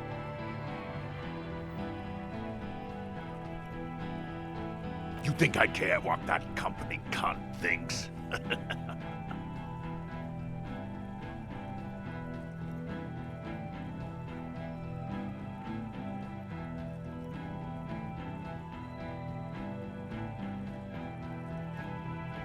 She's fucking gone! She fucking sailed off. You're alone. Stay cool! Don't do anything stupid! The company bitch is gone. Laylee's cunt is gone. Laylee's gone. fuck are we still doing in this shithole?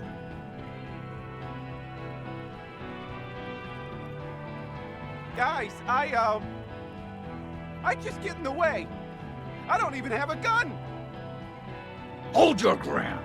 Any more of you run, I'll shoot you myself. We're doing this together. They're afraid, all of them, trembling reeds in the wind. They'll run, scatter soon, one by one. No, the rest will stay. They will hold their ground, even if it means dying here with you.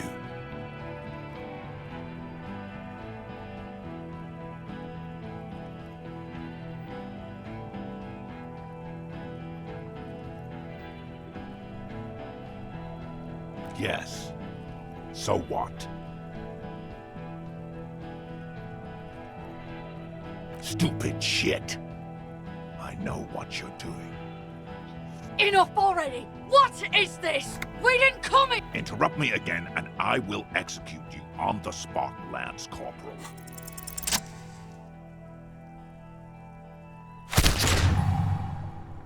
A plume of smoke and fire erupts from the gun, and your hand goes numb from the explosion.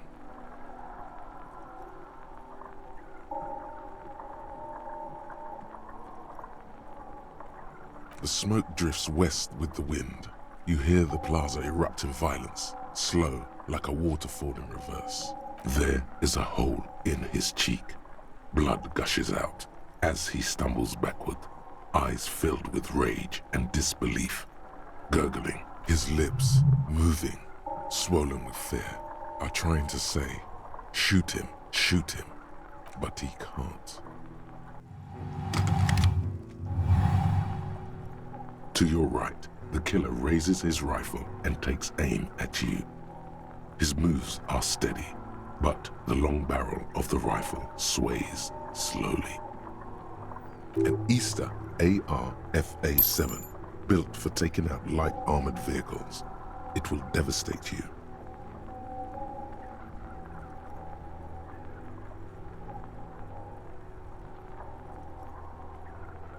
From the corner of your eye, you see the lieutenant raise his pistol and aim it at Rude. He's trying to find a straight line of sight before the rifleman can take you out. In the back, it's not easy. He has 0.6 seconds to do so. He won't make it. You're on your... You stare down the barrel of the gun. You see Rude's mask behind it, his eyes in the slit of the helmet, like a camera lens. 0.4 seconds remain. There are 6 little black dots in the tip of the barrel, like a honeycomb. This is a knock cannon. It shoots 6 rounds. Absolute destruction. Is there anything we could use to protect this frail body? That gun will tear us to pieces. He's drunk. Drunk fighters overcorrect. Move right, he aims further right. Get him to overshoot. A full suit of armor can't be too agile. You can shift direction faster than he can. You leap left. A swarm of angry lead passes mere millimeters from your side, tearing fabric off your coat. Feels like the lightest of tucks.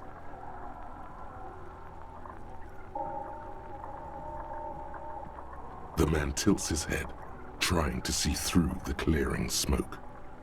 Watch out! To your left, DePaul is about to take a shot too, at Kim. God, please.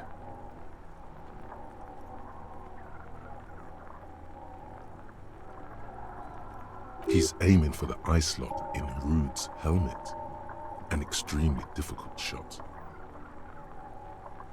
2 shots ring at once. One from the lieutenant's pistol, and the other from DePaul's. It's aimed at the lieutenant, but it misses. You hear a scream behind you. Glenn, dying in a puddle of blood behind you. His mangled torso has 2 gunshot wounds. Blood gushes out of them like red geysers. Oh God, watch out. You see two crazed eyes stare at you through all the smoke and the panic. With blood gushing from his face, the man raises his pistol at you. Then he squeezes the trigger. The look of vengeance, framed in blood, lips shaking. This is the last thing he'll do on Earth. Here it comes, death.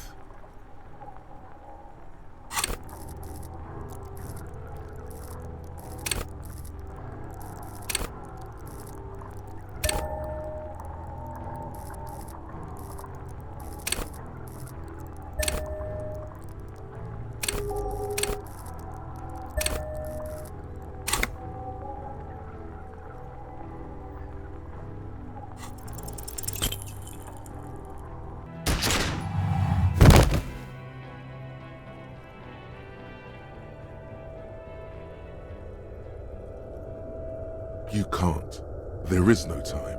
Something inside your pelvis explodes.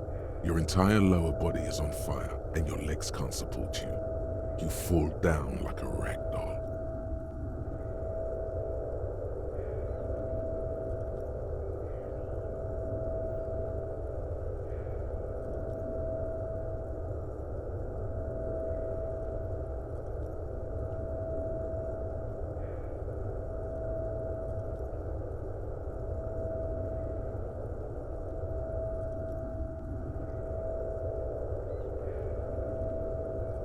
The Hardy Boys are screaming, fighting, dying.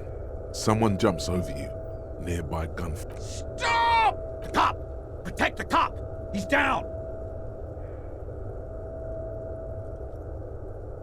Warm blood pools underneath you. Don't go into shock. Hold on. Most of what's down there. You can also feel the bone where the bullet went in. Something very sharp, like broken teeth. Nothing. A persisting darkness. Dancing lights of pain. Distant shadows cast by. You're bleeding out.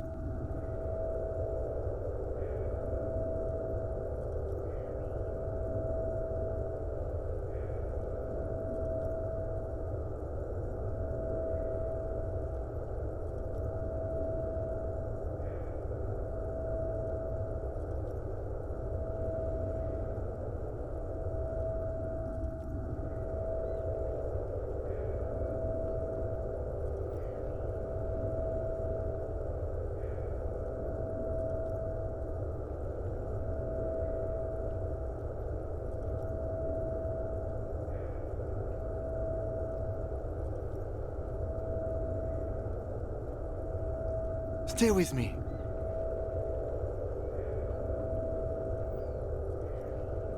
Yes, keep talking. You hear me? Stay awake. But you can't. It's a slender white shadow towering. Someone stands there, raising her pistol at him. The lieutenant does not see it. He's pushing down on your wound with both hands.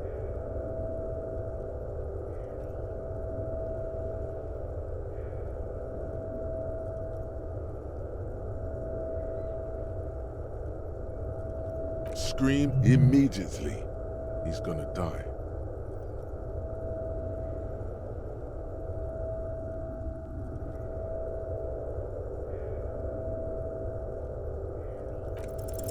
Shoot. Dead. You hear your bloody lips mumble. He just shakes his head, still crouched over you. You hear a distant gunshot. Like a pillow, he falls on you. Cold nylon and blood. This is death. One more door, baby. Kim. Have mercy on yourself. He's not and rotting. He can't go. Not before the case is solved. There is a radio in the distance. Hours turn to days. The engine of a Caprice Connect. No, it was him. Life gets hard, but we go on.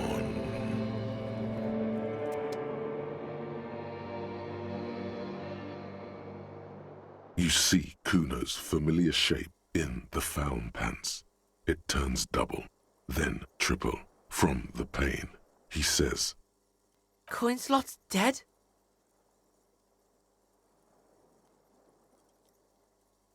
Just kidding, Piggo. The boo-boo wagon took the Beano cloud away. He's probably gonna live. To the hospital, fucktard. Try to keep up with Kuno.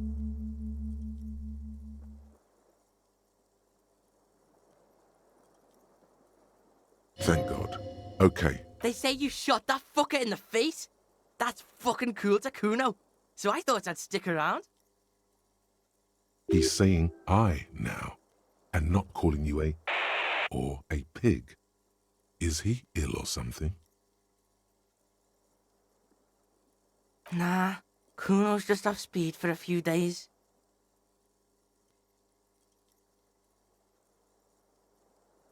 Being off speed makes Kuno sad. Makes Kuno think about shit.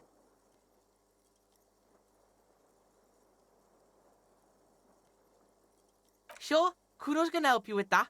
Kuno's in a given mood right now. You tore some shit up there, pig. Got shot too.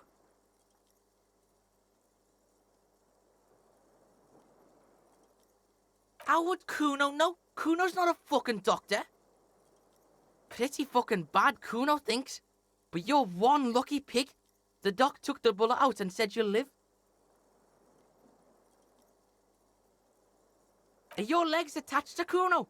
Can the Kuno move your legs? The fuck should I know? You can walk. If it's possible, then by pure willpower alone. You're a psycho-locomotor.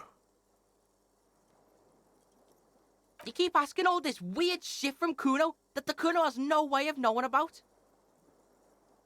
Kuno did? He didn't.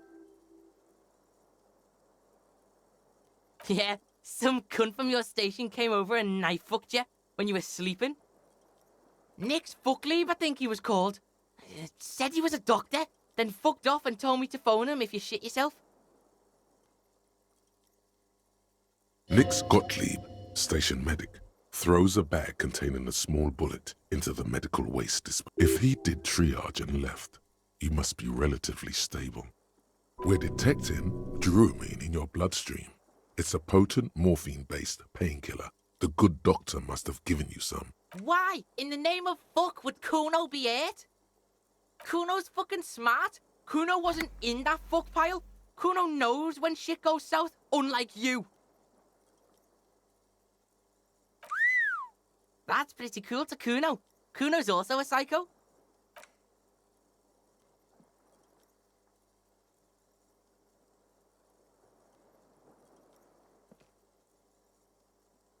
Go easy, pig. You want to lean on the Kuno or something? You can take it. Just don't lean on the old leg too heavily. Your balance is way off. You feel like you're... So, how is it?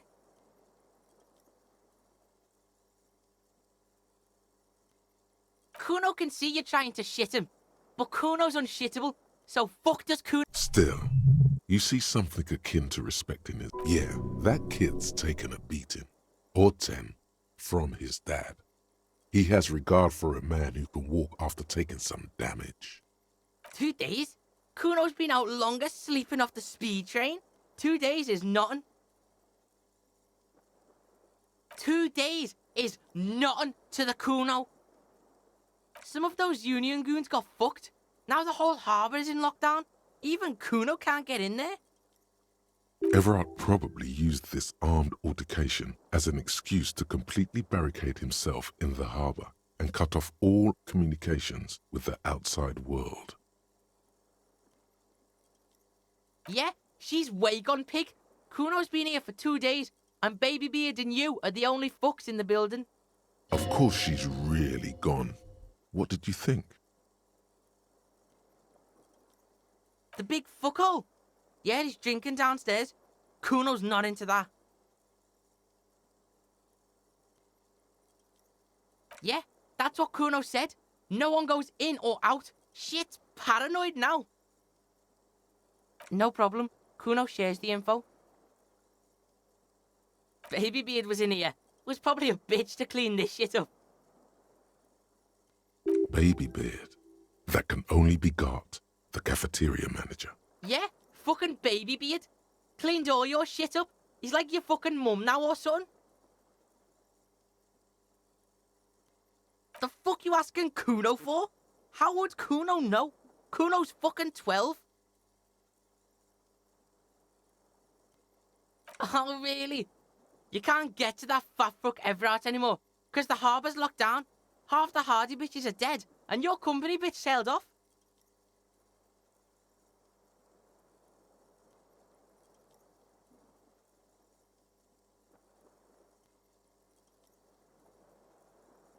He's really been keeping tabs on you, the Hardys, even the company rep. Kuno thinks you're fucked, but I can help you. What you got? Bounce that shit off Kuno. Again, something in him is, let's do this tango, Pig, he thinks.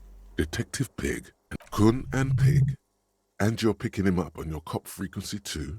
This is bad. Huh? That could have been there for years. Kuno thinks it's a dead end. You want Kuno to be a yes man? Or you want me to tell it like it is? Walls are full of holes here, Pig. Even Kuno knows that.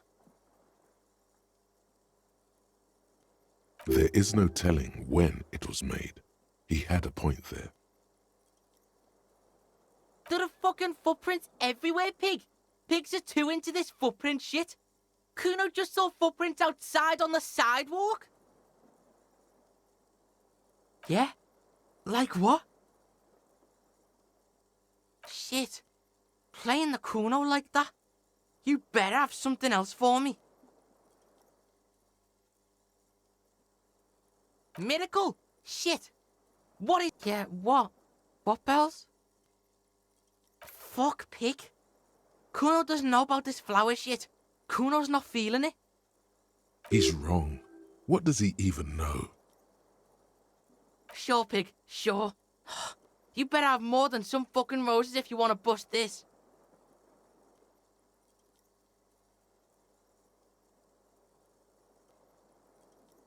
Shit ain't nothing to Kuno. What now? Will Pig, you ready to walk, Will Pig? So, listen, Pig. Kuno's been thinking about shit and, Kuno's coming with you. Asking for something, even asking to come along, doesn't come easy for him. Final style. You fucked everything up. Now Kuno's all you got. Terminal Kuno. This scene is dead. Kuno's out of here. Might as well be a pig. Big up fucky fingers on me way out. Big up fucky fingers. He is a free thinker. Drug asset detected. Kid would make a half-decent sharpshooter, no? Look at him. Life hasn't been easy on him. You want to drag him along and put him through more shit? Look, this might be his only way out. Trying to recruit him is like trying to make a pet out of fire. This kid recognizes only one authority, his own. He is streetwise, knows the neighborhood, knows the people. He could be useful. This is a 12-year-old kid. You can't seriously be considering taking him along. What's going to happen to him? Accepted the Kuno like a motherfucker. What are we gonna do now? Yeah, debrief Kuno. Let Kuno know the plan. A gust of wind blows in from the bay. The duraluminum box around you vibrates imperceptibly. A familiar cold, a red thread on the roof upstairs. Taut, plucked like a string by the gust.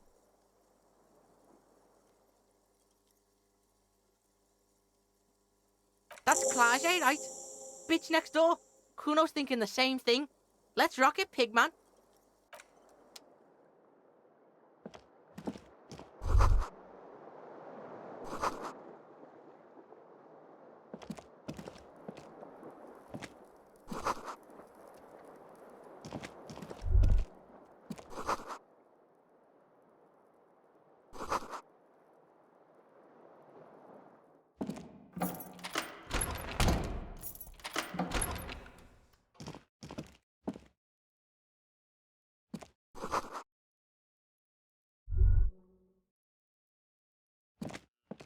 These papers bear the stamp of the RCM. They appear to be fragments of the lieutenant's paperwork, half finished. You make out